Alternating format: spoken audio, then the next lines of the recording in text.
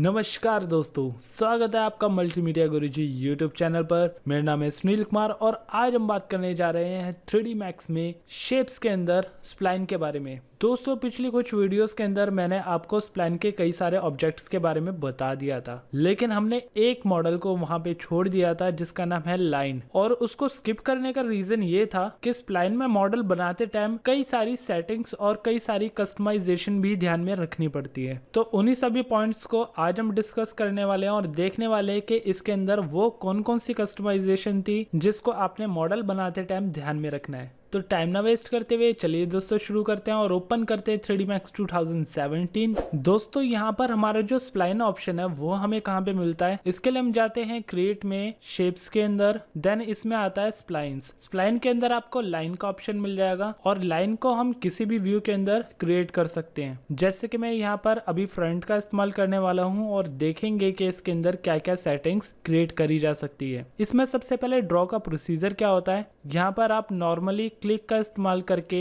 अपने according customise shape create कर सकते हो, नॉर्मल क्लिक का इस्तेमाल करके। तो इस तरह से क्लिक करके हम अपनी शेप को कंप्लीट कर सकते हैं। अब यहाँ पर जो हमारा स्टार्टिंग पॉइंट है वो आपको पीले रंग के अंदर दिखाई दे रहा होगा। जैसे ही आप स्टार्टिंग पॉइंट से एंड पॉइंट को क्लिक करोगे तो यहाँ पे आपका क्लोज स्प्लाइन का ऑप्शन आ जाएगा। अगर हम क्लोज नहीं करते हैं तो उसके अंदर क्या डिफरेंस आता है और क्लोज करने के बाद क्या डिफरेंस आता है ये हम देखेंगे। पहले तो मैं इसे क्लोज कर देता हूँ, देन इसके बाद एक और शेप में बनाता हूँ जिसके अंदर मैं शेप तो क्रिएट कर दूंगा लेकिन इसको कंप्लीटली क्लोज नहीं करूंगा और यहाँ पे एस्केप का बटन दबा के लाइन को यहीं पर कंप्लीट कर दूंगा। तो एक तरफ हमारी एक कंप्लीट शेप बन चुकी है और दूसरी तरफ इनकम्प्लीट शेप है। जी से ग्रिड हटा देता हूँ ताकि आपको ये दोनों ऑब्जेक्ट बिल्कुल क्लियर दिखाई दे। अब दोनों में डिफरेंसेस आपको कहाँ पे देखने को मिलेगा। फॉर एग्जाम्पल, ये जो आपने शेप बनाई है इसको आप फुल फिल करना चाहते हो तो इसके लिए हम एक मॉडिफायर का इस्तेमाल करते हैं। वो मैं आपको बताता हूँ कि कौन सा है। हम मॉडिफाई के अंदर जाएंगे, देन मॉडिफाई लिस्ट पे क्लिक करेंगे और प्रेस करेंगे ई से आपको ई से रिलेटेड सभी मॉडिफायर्स मिल जाएंगे जिसमें हम क्लिक करेंगे एक्सट्रूड पर। एक्सट्रूड पर अप्लाई करने के बाद जैसे ही मैं यहाँ पे अमाउंट इंक्रीज कर रहा हूँ तो आप देखोगे कि जो हमारा सिलेक्टेड ऑब्जेक्ट है प्रोस्पेक्टिव व्यू के अंदर वो एक्सट्रूड हो चुका है, लेकिन जो एक्सट्रूड हो रहा है उसकी सिर्फ एक आउटलाइन ही एक्सट्रूड हो पा रही है, पूरा फुल ऑब्जेक्ट नहीं है। लेकिन इसके अलावा अगर मैं अपने फुल कंप्लीट ऑब्जेक्ट पर यानी कि कंप्लीट स्प्लाइन पर अगर मैं इसी मॉडिफायर को अप्लाई करूं,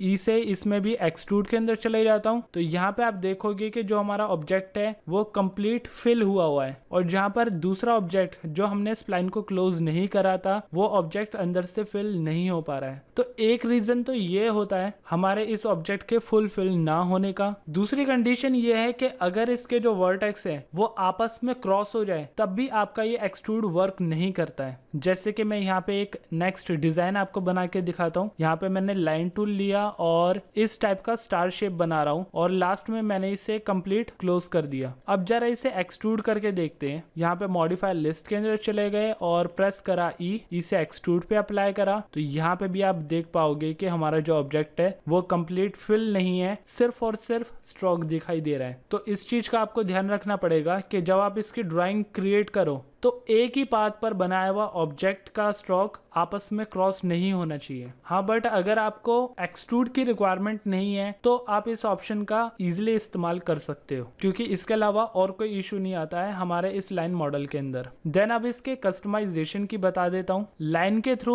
हमारे जो बाकी के पैरामीटर है उस पे तो आप इजिली वर्क कर लेते हो। जैसे कि हम लाइन पे चले गए, इसके एक्सट्रूड को मैं डिलीट कर देता हूँ, नॉर्मल लाइन पे चले जाते हैं तो यहाँ पर आपको मिलेगा रेंडर ऑप्शन। रेंडर ऑप्शन के बारे में प्रीवियस वीडियो के अंदर मैं ऑलरेडी बता चुका हूं। अगर आपने मेरी वो वीडियो नहीं देखी है तो आप मेरी प्लेलिस्ट के अंदर उन वीडियोस को देख पाओगे, उसका लिंक मैं आपको नीचे डिस्क्रिप्शन में दे दूंगा। तो इन्हीं पॉइंट्स को स्किप करते हुए लाइन की जो मेन एबिलिटी है उस पर हम काम करेंगे। इंटरपोलेशन भी यहाँ पे इंपॉर्टेंट नहीं है। यहाँ पर हमारा जाता है सिलेक्शन। सिलेक्शन के अंदर 3 पॉइंट आते हैं, वर्टेक्स, दूसरा सेगमेंट और तीसरा स्प्लाइन। अब अगर हम वर्टेक्स पे क्लिक करते हैं तो क्या क्या चेंजेस इसमें कर सकते हैं। आपने जो शेप क्रिएट करी थी उसके किसी भी पॉइंट को सिलेक्ट करके आप अपनी रिक्वायरमेंट के अकॉर्डिंग उसको चेंज कर सकते हो, जैसी चाहे वैसी मॉडिफिकेशन और कस्टमाइजेशन कर सकते हो। देन इसके अलावा दूसरा इंपॉर्टेंट पार्ट आता है कि आपको इन सभी स्ट्रेट लाइंस के अलावा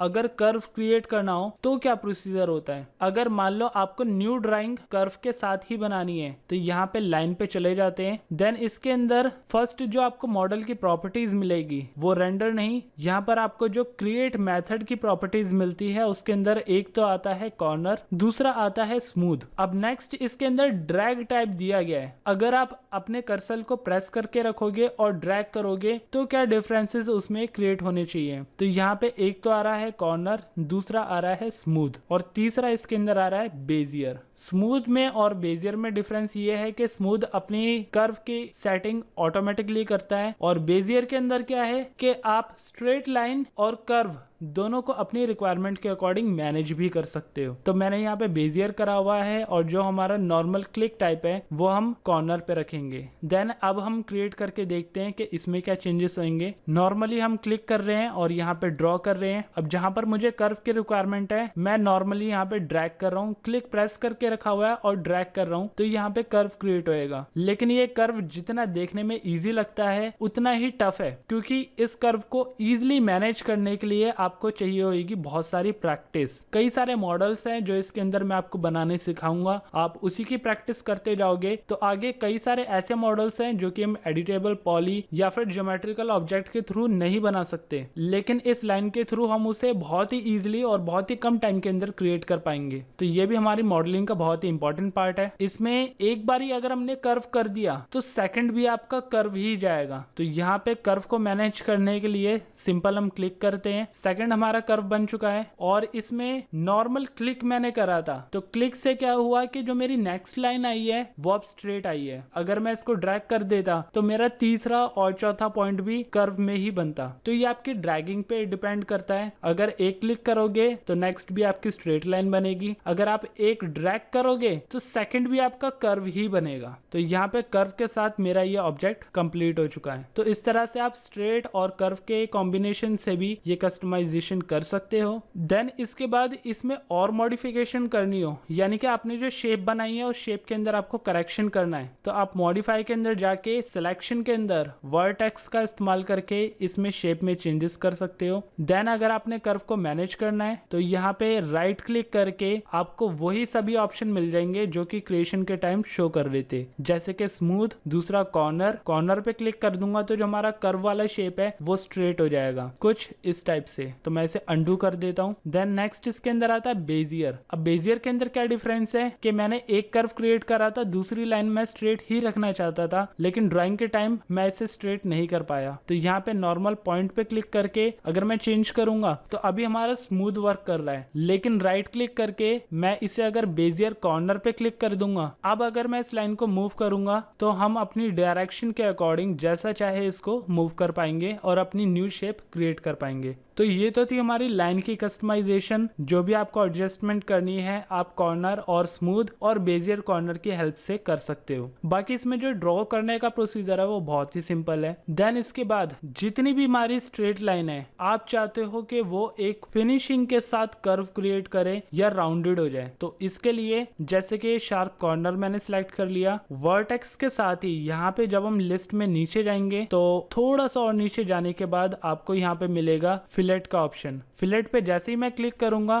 तो आप देखोगे कि जो हमारा डायरेक्शन का पॉइंट था वो अब हट चुका है। इसमें नॉर्मल ड्रैग करके जितनी भी ड्रैगिंग मैं ऊपर की साइड करूंगा आप देखोगे कि नीचे वो ऑब्जेक्ट कर्व होता जा रहा है। तो ये भी आप अपनी रिक्वायरमेंट के अकॉर्डिंग कस्टमाइजेशन इसमें दे सकते हो। जैसे इस पॉइंट को भी मैंने सिलेक्ट कर लिया, अभी मेरा फिलेट ऑन है तो यहाँ पे भी मैंने कर्व को एडजस्ट कर लिया और यहाँ पर भी, और इसको भी सिलेक्ट करके कर्व कर दिया। तो इस तरह से हम अपनी शेप को कस्टमाइज कर सकते हैं। देन यहाँ पे फिलेट ऑफ।